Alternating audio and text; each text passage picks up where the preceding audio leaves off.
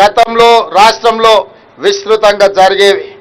కానీ నేడు పోలీస్ శాఖ చర్యల వల్ల శాంతి నెలకొంది. మావోయిస్టు ఉద్యమంలో ఉన్న అజ్ఞాత నాయకులను జనజీవన స్రవంతిలో కలవాలని నేను వారికి ప్రత్యేకంగా విజ్ఞప్తి చేస్తున్నాను.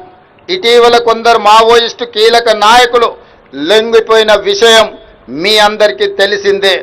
అజ్ఞాతంలో ఉన్న మిగిలిన మావోయిస్టులు కూడా జనజీవన స్రవంతిలో కలిసిపోయి దేశాభివృద్ధిలో భాగస్వాములై తెలంగాణ రాష్ట్ర పునర్నిర్మాణంలో వారి యొక్క వంతు కర్తవ్యాన్ని నిర్వహించాల్సిందిగా మావోయిస్టులకు ఈ వేదిక మీద నుంచి విజ్ఞప్తి చేస్తున్నా.